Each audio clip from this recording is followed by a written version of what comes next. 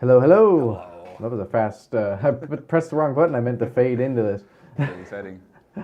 Here we Now are that my, again. my stinger effects have disappeared. Stinger effects. But yeah, we're back again. I know we missed last week, or had a rerun up. So I was playing a gig. yeah, I Couldn't be was here. kind of sick. So Oh yeah. I think it's been swooping through. I definitely had the old 2-day cold, the non-COVID cold, earlier this week. So feeling better now. Yeah. yeah, so we thought we'd kind of hang around and talk a little bit about some game development stuff.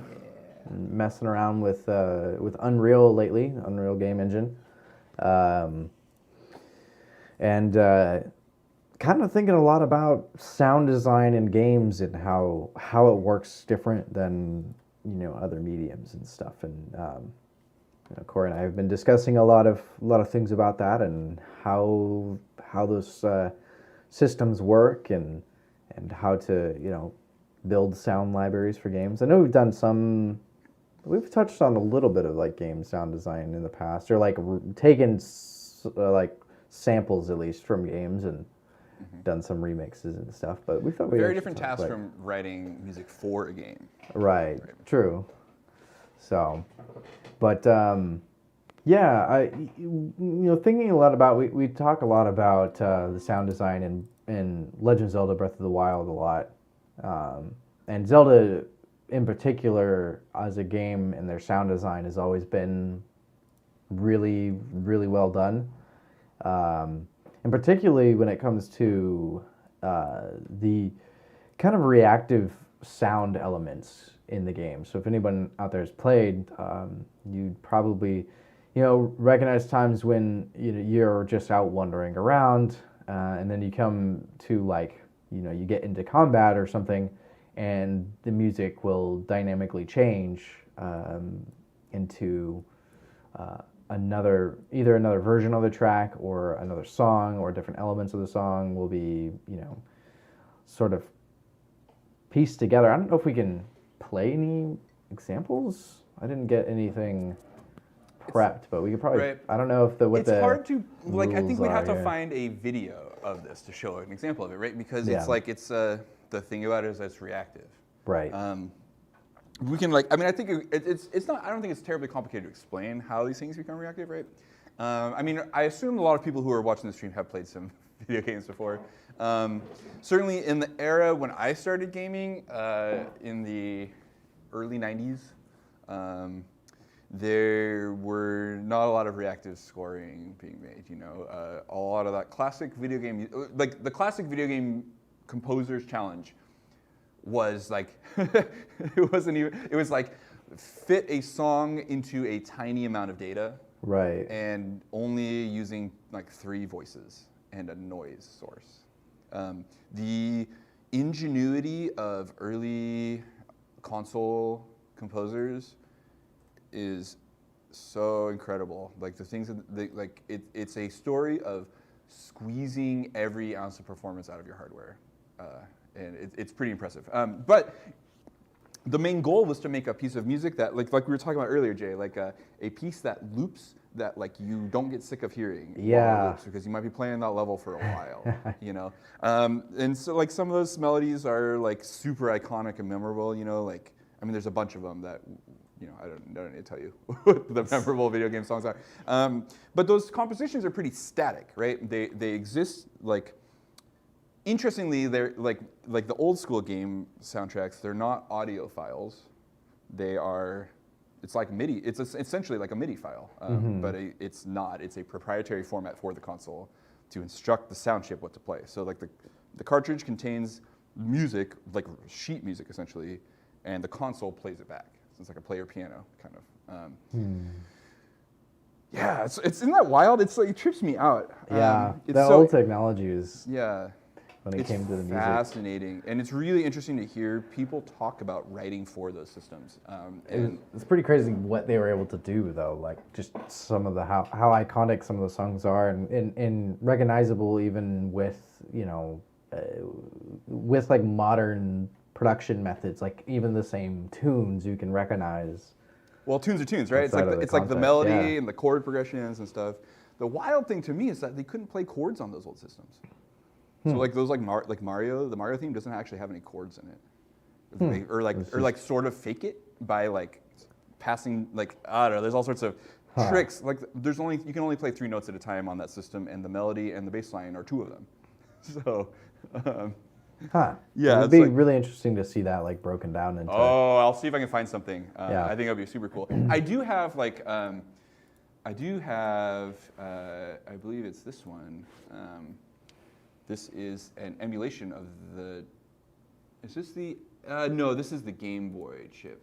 This one is the NES chip, I think. I have a couple of these emulations.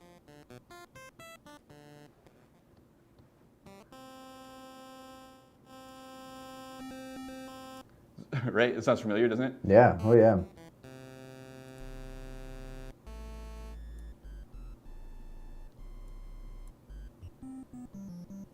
Right? So it's like you can make a pulse wave, you can make a triangle wave, and you can make a noise. Oh, that sounds really familiar. Just those. It's a certain very particular quality. This is I believe a hardware level emulation of the like a circuit based emulation of the chip. It's really neat. Like some of these things are like solved emulation problems, and you can write with the sounds of an NES or whatever. But I'm not constricted by the limitations of the actual console. I could like restrict myself to those limitations, but I think it'd be really hard. You really need to like. If you're really hardcore, you write your chiptunes for emulators and you release them in emulator format. Or if you're really hardcore, you release them on carts. Like a cartridge for. There is a scene of people putting out releasing albums on Game Boy carts with visuals. Oh. Right? Wow. Because why not? Like, so you basically it's like a music video for your entire album. On a cartridge that you play. I think it's so cool. But like it just like what a labor of love to produce that, right? Right. Anyways, well, I'm all about convenience now. Yeah. The reason I use Unreal is because I don't have to worry about like all those like, I can drop in some WAV file that I find somewhere and don't have to. Right. Yeah. So the big revolution in game sound was audio, pre-recorded sounds, right? And it took a while for that.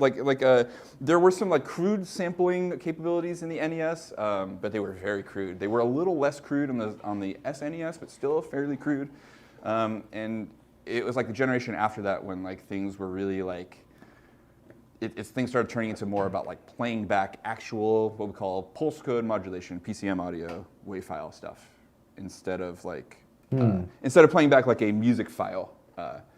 Like with a synthesizer, Although I think probably a lot of them still include little synths in them.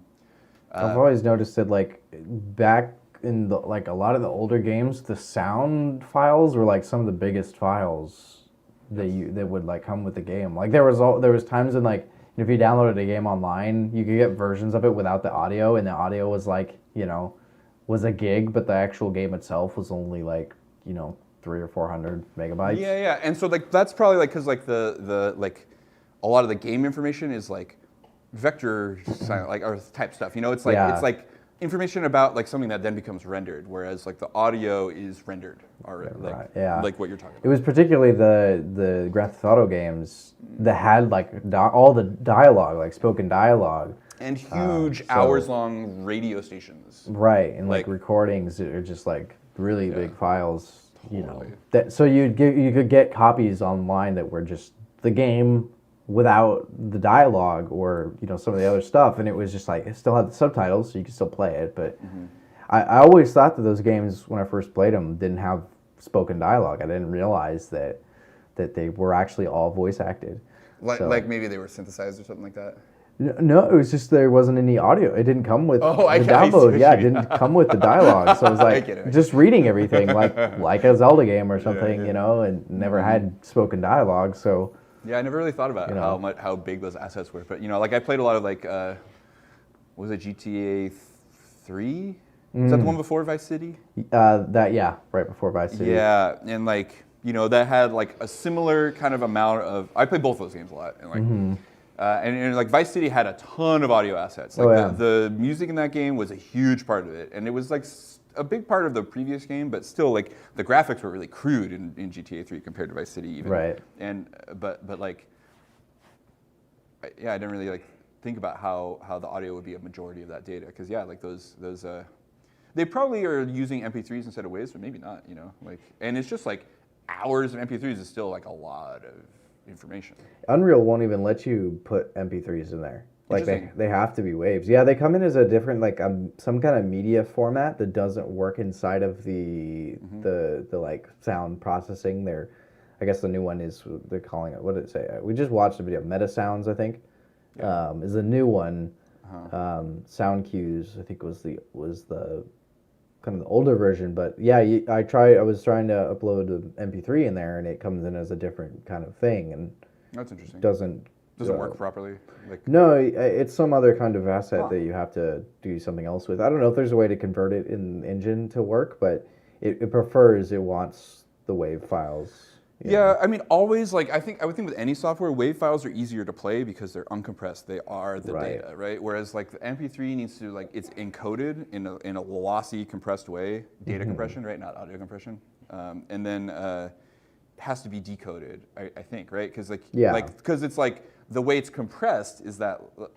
Do we know about this? Do you know about this? How MP3s are compressed? Like, don't they just take out like the frequencies that aren't as used as much? Yeah, but the thing is, like, audio, like, it's not like the way audio files are stored is it's not like the way a wave file is encoded is it's not like at like 1 second, like this frequency is present and this frequency is present and this frequency is present. It's just like it's a time and a value.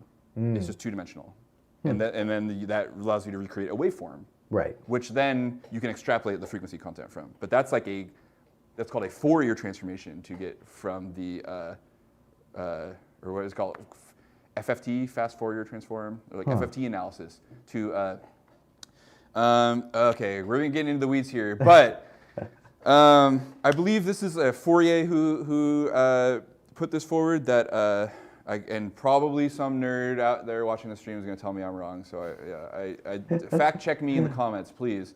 But the notion is that any sound that you hear can be recreated from an infinite number of sine waves at fixed frequencies. So like if I have like a 100 hertz sine wave and like, here, let me get a 100 hertz sine wave. And it's turn that up and down at the appropriate moment, and I have like 101 hertz sine wave and turn that up and down at the appropriate moment, I can recreate. And I just have like 20,000 sine waves for all the different 20,000 hertz. I can I can reproduce any sound, any complex sound by just turning them up and down at the appropriate time. So that's like, but like audio doesn't actually exist that way, right? And so like when there's this interesting thing about like which data gets thrown out, right? And so it's like I think with like the MP3s, one of the things that happens is like what a high frequency sound is when the values are changing rapidly, right? So like so I would think that like there's some sort of like filter where they like drop some of the values when it's changing super fast, so that like appears to change slower, and that would sound to us like less high frequencies, which is a fact about MP3s. Gosh, now I really want to look this up because I'm curious about the real details about this. But anyways. This compression throws out information, and it like can only throw out information in the vertical domain or the horizontal. It can either throw out information about where the position of the wave or the time. And it doesn't make sense to have, you can't throw out one without the other, because you can't have like time without a position of the wave is silence, and we're not inserting silence. So what it does is I think it just literally throws out information that it doesn't need. So like like if it's say the wave is at the same value for like 8 samples. Yeah. Then it might be like, hey, this value, 8 samples, and then like the software that has to decode that and like actually put 8 samples there. Yeah, that's exactly what the video will do too. Yeah. Same principle, just with the visual, like colors instead of that's why you get like blotchy spots if it gets too compressed. MP3, the crappy sound of like cymbals like on drums with like low quality MP3s, is like the audio version of that for sure. So that like sticking these in the software, it's this extra layer of computation to like translate from MP3 to WAV, which is ultimately what's getting played. Right. So, and So it I makes bet sense. you that like when you package the game, it compresses stuff for, you know, for its own, you know, in whatever kind of format that it prefers. But yeah, it's been really interesting because I've been working on building some character locomotion animations and stuff, and it's really fun to build the animations and then add sound cues that trigger sounds, like for footsteps or say, you know, if you have a character that's swinging around a sword or something, and adding a sound cue to that animation that when it hits that certain frame of the animation, it plays a sound effect.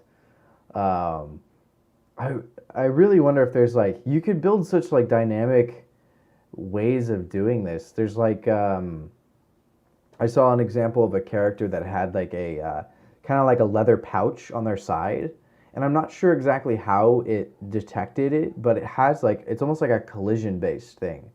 So like while the character was running, you could hear like the rustling of the leather against the character, you know, the pouch that they had on their side. So it was like, you know, or just recording like you know, the clothes of a character, just the like clothes rustling as they moved and all the little fine details of it. Like, you know, if a character is wearing armor or something, it's kind of like building Foley, but then it automatically puts it on the cues that you need, you know? So this is the modern workflow, right? Right. So where like, so like, if you think about Mario, like Mario has one sound when he jumps. And fun fact about the NES, that sound is also made by the synth playing the music. So anytime you jump, a voice drops out of the music to play that jump sound. Anytime any sounds happen in that game, a voice drops out of the music to play it. So if enough things happen at once, the music goes away completely. Really? Yeah. Any NES game is like that. Huh. They can literally only make 4 sounds at a time. Interesting. Triangle wave, 2 pulse waves, and a noise wave. I think maybe like that one doubles and can play back samples or something like that.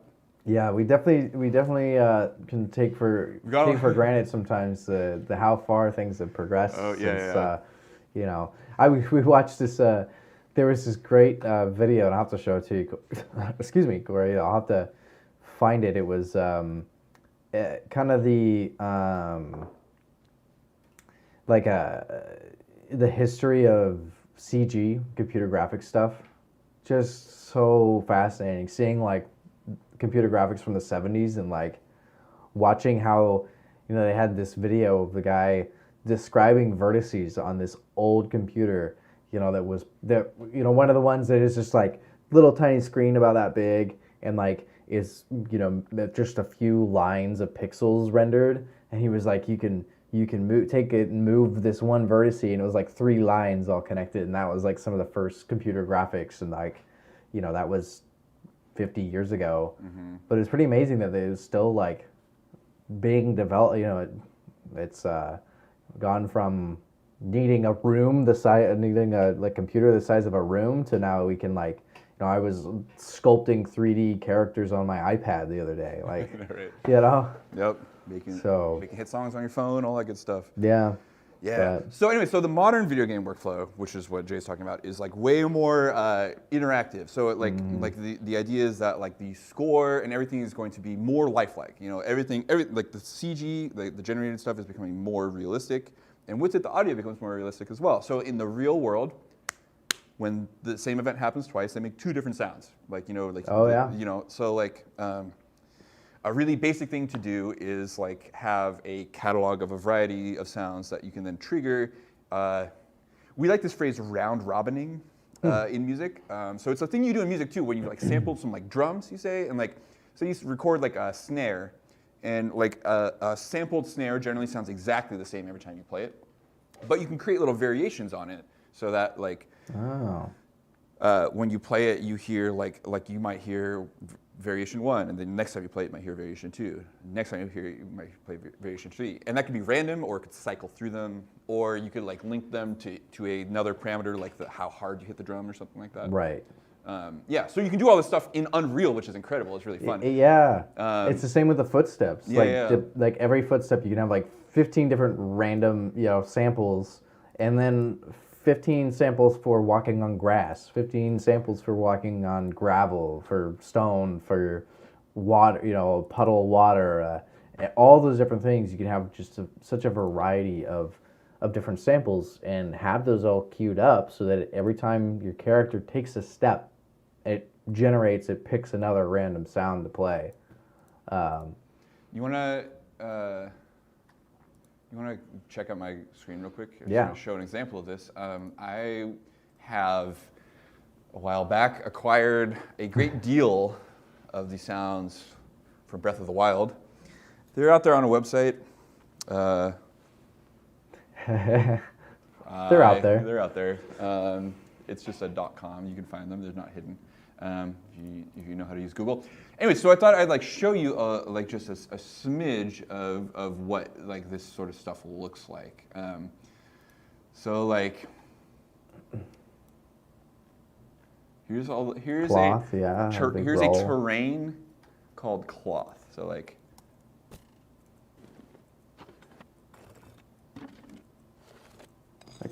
so many. Some of these are identical. Are you noticing this? Huh. Like this one? Those two are identical. But other ones, They're pretty close. Yeah. But just even this just subtle variation can make it seem less totally. like. Where I really want to find the where's like the link noises. Yeah, here. Here's a good example of like a variation on like, so here's the sounds of Link lifting things. There are 9 samples of Link lifting. And these are the noises that he makes when he lifts things. Yeah, so yeah. like his like grunting.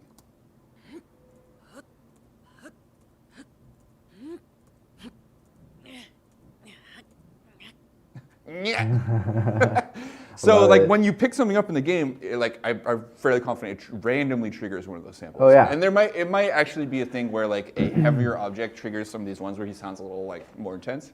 It could. But I'm not sure what it looks like in the engine. But these are the lift sounds, and these are the only lift sounds. Yeah, that's one big mystery of Nintendo. I don't know if anybody, but unless you're working there directly on the game, like what their pipeline looks like. Right. Because of course a lot of these companies have their own engine. They're not like they're not using Unreal or Unity or whatever. Totally. Some of them do, but Nintendo definitely doesn't. They have their own thing. That's actually an interesting. I've never really looked that up. I wonder if they have like something they. So like That's just the look, and that's like when they turn their head. Yeah, so this is like these are all the boar sounds. So like a boar, which is just like a randomly running around in the world. There are 20 different sounds that it can make. And I wonder how they got these samples, like from a real boar, or are these like generated? There's probably somebody. There's probably a voice actor for the boar. I bet. I don't know. Can a person make that? You think someone can make yeah, noises so like I'm debating this as I'm listening to them. I'm thinking about it. Some of them sound pretty convincing to me.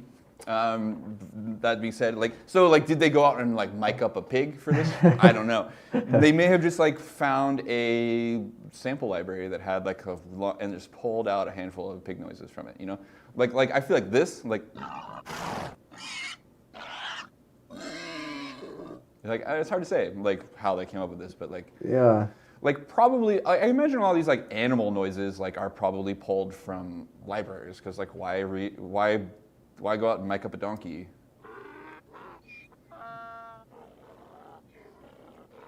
How do you get a clean like sample of a donkey making noise? You got to put them in the studio. Well, here I want to point something out about the boar sound. Where did that go?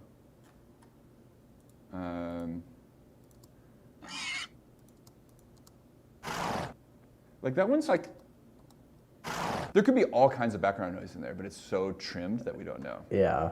And so like, we played around with some of those like spectral processing tools in here before, and so like you can totally clean up some of this stuff, but like presumably they're out outside, but also like there's not you don't have to worry about room noise outside. It's just like wind, and then like if the thing starts stamping around in the mud. And you're never gonna hear these like in a completely dead silent space in the game either. Like there's gonna be like the environment noise, there'll be music, there'll be the footsteps and the wind and the birds and everything else combined sort of hides that. The noise floor, right? You can hear the noise floor in this one, I think.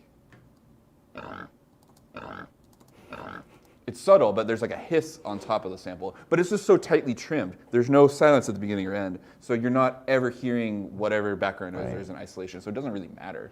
And plus you've got like another feature of the game engines too that I find fascinating is the like proximity sounds. Yeah. So like if you're further away from something and it makes a noise, it's gonna sound in the game like it's further away. So you're never like right up on the pig, like you're never gonna hear it this loud probably.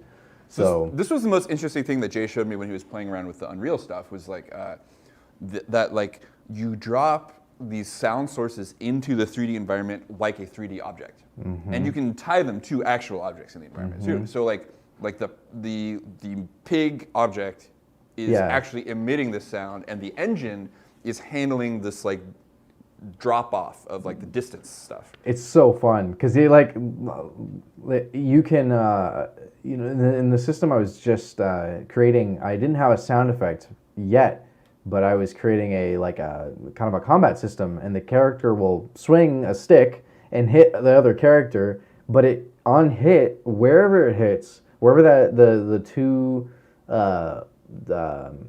trace, like the collision box of the character and the line trace from the weapon, whenever they collide in that spot exactly is where it generates a particle effect and a sound from that location in the game.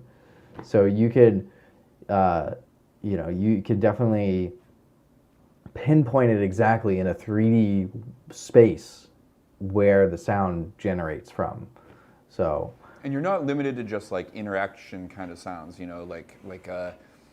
for example, like if you were building an environment where like it was like mountainous and you were going over like a pass, like or something like that, or like through like a narrow, like a little passageway through like a pass, you could have like wind blowing through there, and like as you get closer, like the thing that happens as you go like across like a mountain ridge, like it's like the wind whips across it, and like so you can have that happen. So like as you enter that area, there's like audio that plays in a region. Yeah, we saw this cool. Fun. Yeah, we saw this cool demo where this dude had this thing set up where like not only did it do that, so like you establish an area like a volume in which the sound occurs, but then you can like parameterize it too. So like you can like have it be like, okay, so when my character enters this volume of space, this sound is going to fade in.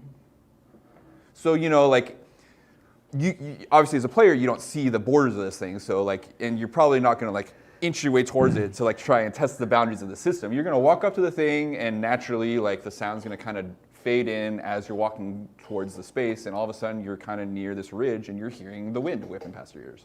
It makes such a huge difference, like even just in the base like game demos that come with like the templates that come with Unreal, the minute you add in like a environment sound, just the wind blowing or something, it brings it to life so much. Yeah. Like it goes from being just like a looking at a picture on the screen to something that feels like a space. One thing I really want to try too is having sounds in an area have different like reverberate in the room, or like have a different sound inside of a space, because I think that the sounds are based on your camera's perspective.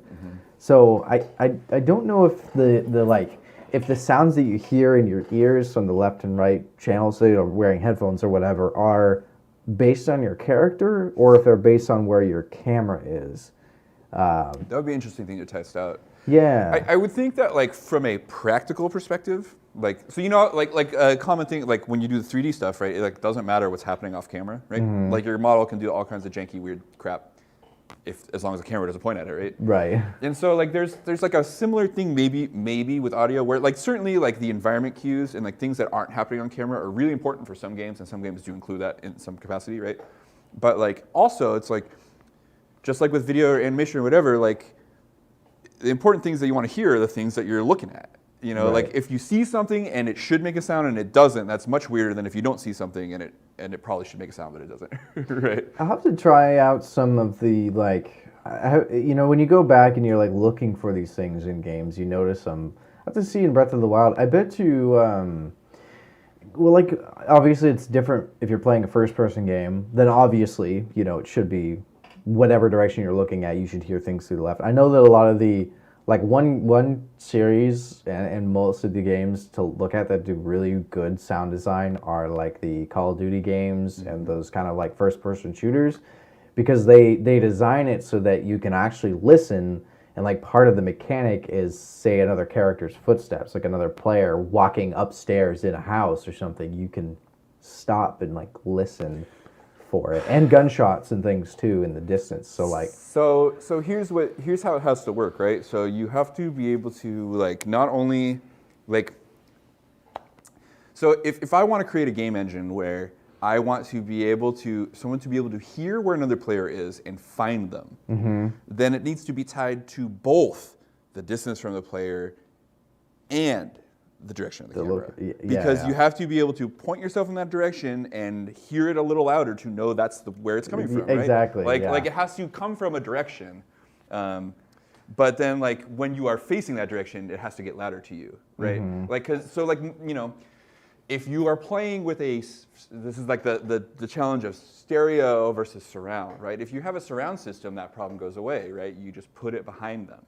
Right. And then they turn, and then it just pans. But with stereo, you have to fake that. Right, you fake that surround. And so, like, and I would think that you fake it by making whatever the camera's pointing at louder than the things that it's not. Exactly. I feel like I'm gonna go home and test this out, because I'm really curious how it handles the 3D like spatial sound, because I know it does all that. I may have to make a demo. I'm gonna try it in both first person and the third person templates and see what it does and how it like affects, you know, the sound stuff. Because I'm really curious what the defaults are. Totally. If it's not default like that, you could probably set it up, I'm sure. I don't know too much about like how like 3D audio is like spatialized in stereo, but I have headphones that do it, and it's pretty interesting. Like, you know, but if you don't have headphones that do it, like people will still say that they can like put it in your headphones anyways, and like some headphones do literally have multiple drivers in them too. So there are like so you'll find a variety of, so there are both like you can just like I just have two speakers, like normal headphones, just one speaker in each ear, right? Right. And so you can like you can't literally make something play in front or behind someone. If there's multiple drivers, you can come out like one in the front or one in the back and create a little sense of space. But there's like ways that people like use these like psychoacoustic tricks to put things spatially in your ears. But I think a lot of times it's just like, I don't really know. And there's different algorithms depending on what you're doing, you know. It's definitely like a faked spatial. I forget who's got. Remember, it was like big for a while. There was somebody's got a spatial sound thing. Apple's pushing it really hard right now. I think there is one built into Windows too. I think there is like a even in the sound settings, like there's some like spatial. Oh, like you can turn on just mono audio. That's helpful. That's an accessibility thing for folks who have like an imbalance in their hearing between their ears. Like, you know, if you're like deaf in one ear or just have like way worse hearing in one ear, you know, like running your audio in mono lets you not miss out on one side of the stuff. Right, right. Huh. I'm pretty sure that there's definitely like some ways to turn on like spatial sound. It might need a connected or like a compatible device. That's the case with my like I have AirPods Pros and like. Oh yeah, they claim they talk about doing. They do a spatialized thing. It's like it's interesting. I kind of hate it. I don't like what it does. In general, y'all, I don't like to do anything I try to do as little as possible between the final Post-processing product stuff. of audio and like my listening to it, you know. Mm-hmm.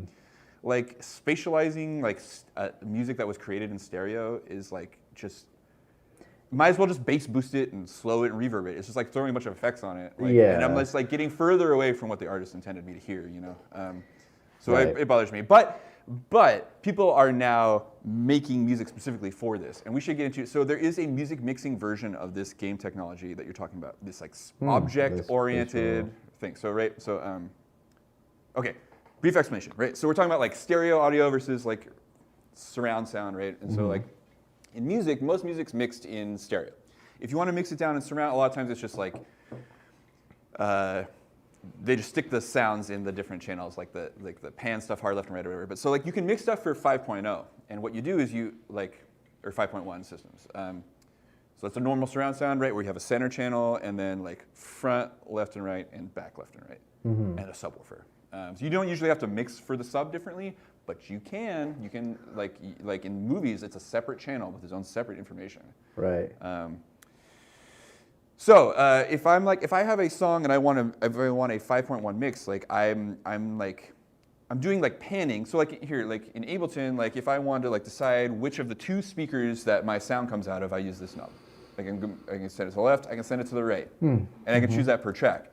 So in a 5.1 system, there's multiple axes, right? Like, but essentially this is like I can't really like pan it. Like I guess maybe you could develop a system where you could send it forward and back and then left and right and like sort of localize it that way. But really, ultimately, what you're doing is you're deciding how loud each speaker plays the sound. So this is literally like in the middle, both speakers play the sound the same volume. If I move it to the left, it like turns down the right and turns up the left, and vice versa. Right.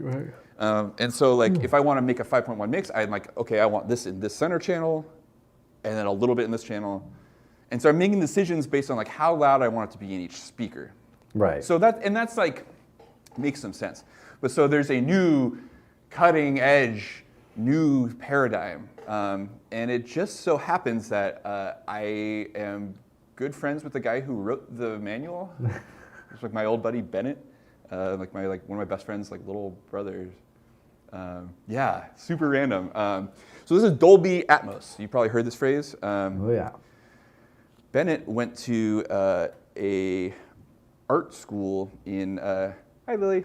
Bennett went to art school in Seattle, or like a technical arts, like where he learned like audio engineering in like a hardcore way, and landed himself a job at Dolby. Wow. Works in San Francisco. That would be an awesome special guest.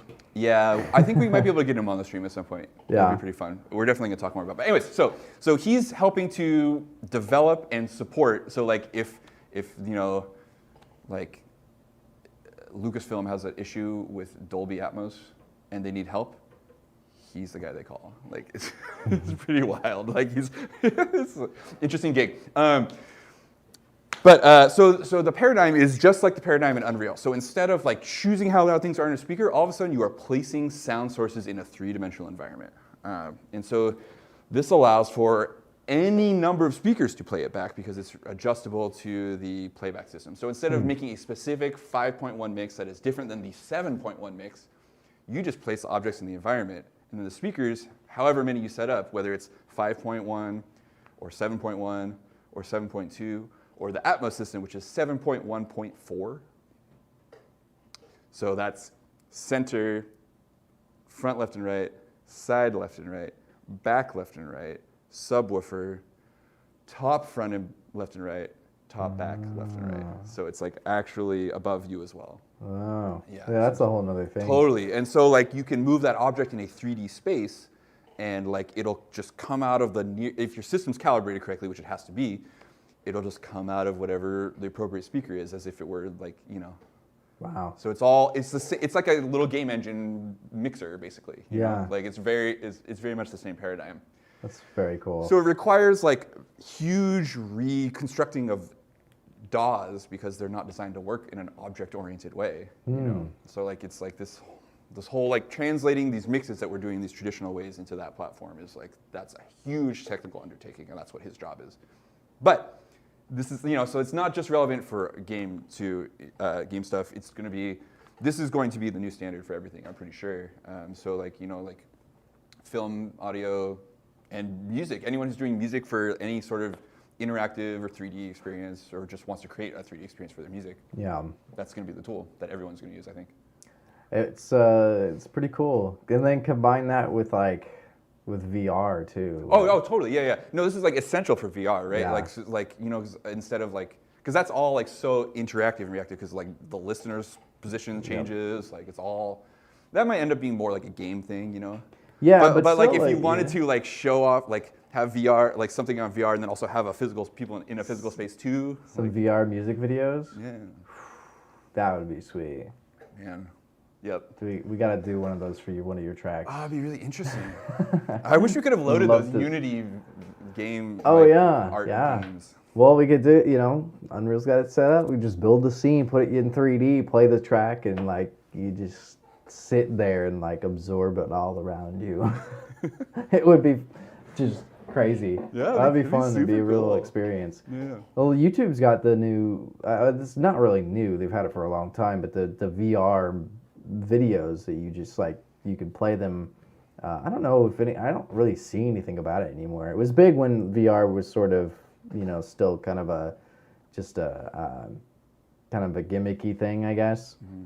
This is like stuff like captured with those like 360 cameras or whatever.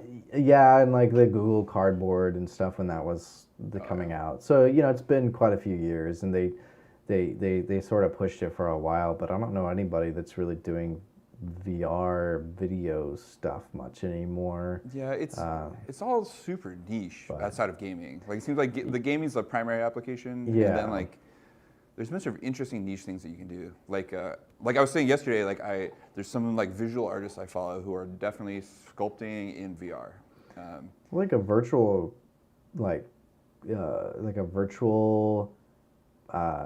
music video that's in 3D that you can stand there in the space, and like not just a 3D video, not just like a 360 video, but actually you could do some mocap stuff with the artists and have cool models. You could all be aliens hanging out on Mars and jamming out, and that's like you're standing there in VR with the 3D characters and hanging out. They're playing for you. I think Danny Harl did this. I think really? I think there is a 3D version of Club Harlcore.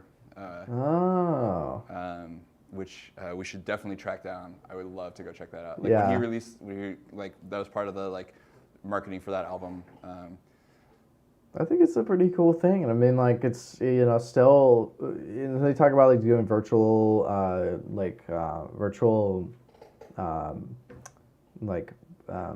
concerts and stuff like that. But you could literally just stand on stage in VR. If they put a VR, even if we're doing 3D real time, concerts, and you could just put your VR headset on and be there at the concert, up on stage in on the camera, and you could just look around and watch. That would be pretty cool. It's a thing that's happening, sort of. Yeah, I feel like you could sell tickets for something like that. Yeah, it's happening. Yeah. I mean, those concerts in Minecraft and I guess those were pretty crude, but the Fortnite concerts would be a better example of that, where it's a big event or whatever. I think the Minecraft concerts are literally just people hanging out in a server and then playing music over the voice chat. But this spatial music stuff is in 3D. I mean, then you even you go even deeper in and have the music is actually coming from if it is these 3D characters playing music, the music can come from the instrument in 3D, and you hear it you're actually there. You get right up. You can. And that's where the experience becomes interesting and different from just listening to it. I saw some funny debate about on the subject virtual clubs, right? So imagine go to a virtual club and go see some DJs DJing in VR or whatever, but they're just playing. I mean.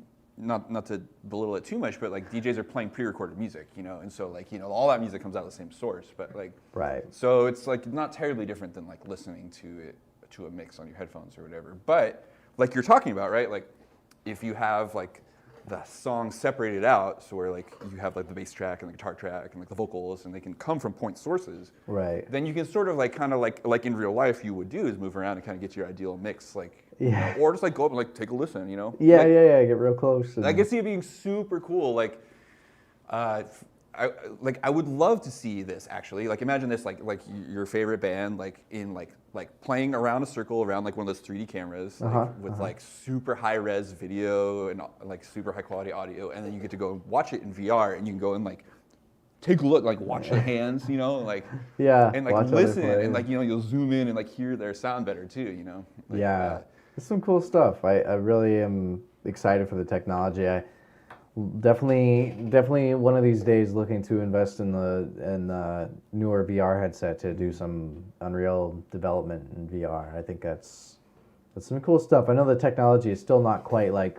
full on consumer yet, but That's what I was gonna say. Yeah. Yeah, It's a like lot you're of- restricted by your available audience, right? right. But there are, it's people getting the Facebook, the Meta headsets. They're pretty popular. Like I have a few students that have some. They have the Meta Quest 2, and it's getting to the point where like people just kind of have them. Yeah, they're around You know, for sure. Are always looking for more content for them because you want to feel like you got your money's worth out of it. But it's it's cool stuff. I'm excited to see where it all goes and how much Unreal's a free software. I mean, free to use for unless you're making. I think they've got it at like I don't even. It's like over $1 million. You have to make a lot of money. Yeah, before you have to like pay royalties. Which is great. That's like good for them. But, Yeah, you know, I think. I mean, they're making plenty of money. yeah, like, the Fortnite's the reason they can do that. Yeah, I'm yeah. sure, but still, it's great to be like oh, we have plenty of. We don't need to have a subscription or. totally. People encourage people to use their. It's very creator friendly. Yeah. So. Which is nice. Yeah. But it'll be interesting to see like the rumors about the Apple VR headset are bubbling back up again. Oh yeah, I've seen and some of that. Totally, and just like with like the kind of ubiquitousness of iPhones in this country, like I kind of wonder if like that might be a thing that like kick it off. Yeah. like really like I mean I'm not saying it's going to change the world necessarily, but like it might like kick up adoption kind of fast. Like. Is it going to be like a full VR or is it AR too? I believe it's VR. I believe it. I don't know though. I have not followed these rumors very closely, but yeah, but it's interesting because they're trying to like kind of promote it as a business tool as well. Which I find so bizarre. Like that's the whole thing that's flopped about Meta right now, right? Is like the idea that people are going that people are so sick of Zoom meetings that they're going to want to go to Zoom meetings in 3D instead. Like. It would be interesting. I'd like to try it someday. I think it would be an interesting novelty, but I can't imagine like. I would make us a cool meeting room in Blender that we could all go and sit in and chill in there, like, and then build it out as like a. I can imagine doing it as a fun thing with friends more than like like a business thing, True. Yeah. Well, I mean, like, there's if there's money they got to do some kind of like nonprofit. What do they call that when you try out something like there's a word for it when they like send stuff to businesses to try out and like interesting, there you go, you can go it has a lot of uses to kind of like bring it into cool. kind of make it more have a you can build these spaces, so it would be sweet to have a VR MARZ meeting space. Yeah. So I guess like I'm like oh I don't know if anyone's gonna want to do that, but like that's my opinion, right? And like for a lot of people, like especially like in a place like this, which is pretty remote, just being able to like it's a different feeling. It's like seeing someone's face on a video versus like being in a game environment with them, and like some like for folks who've grown up being in game environments with people, like that's gonna feel like a very comfortable and familiar space. And I don't know. It should all we should all have the choice of like what we want to do. You know what I mean? Like it's like more options. I think is great, and like more ways to connect with each other. I think is great too. Yeah, it sucks that there's like such a tech barrier for this thing, but like hopefully this like adoption of things starts to drive it down. And it's they're about the same cost as if you're buying a PS5 or PS4 for for your kid's Christmas present or something. Like the Quests are about the same price, so That's it's cool. like they're not so It's like a expensive console. that they're I mean it's like buying a console, which people obviously they're successful. It's just Totally. because they're all standalone. You don't need a compute like a you don't really need a nice computer anymore to run them. So Okay, yeah. I think I'm still like I'm in the mentality of like, oh yeah, they're like essentially displays. right, yeah. So you don't need any of that anymore. A lot of them now are just a standalone, That's cool. wireless headset. That's what the Quest 2 is. It's just you just put it on and you're in, and it charges and you're good to go. So, but yeah, well, cool. I know we didn't get to. We were gonna try to demo some stuff, but we did end up talking, even Nerds. though we kind of moved into other things. But still, yeah, it's neat technology that I'm looking forward to. Hopefully, I'll be able to demo some Unreal stuff. I haven't tried it on this computer yet. I know it's even a little bit like a little slow on our new computers, and I was like, what? Is it run on your laptop? I haven't tried. I could try it on here. One day I'll try to demo some Unreal stuff. I think that'd be We kinda could try cool. like rearranging the stream setup for that demo or something like that. Yeah, Run we'll- the stream from a different PC. We'll figure it out. I think this should be able to do it. I think I think it's still maybe a little a higher, little more upgraded than even those ones out there. But anyways, all right. How you feeling? Should we wrap I'm up for feeling today? great. I think it's not a terrible time.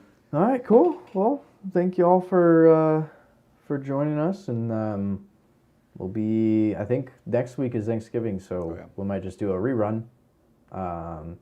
But no Thanksgiving special, unfortunately. Just Corey and I sitting here eating turkey.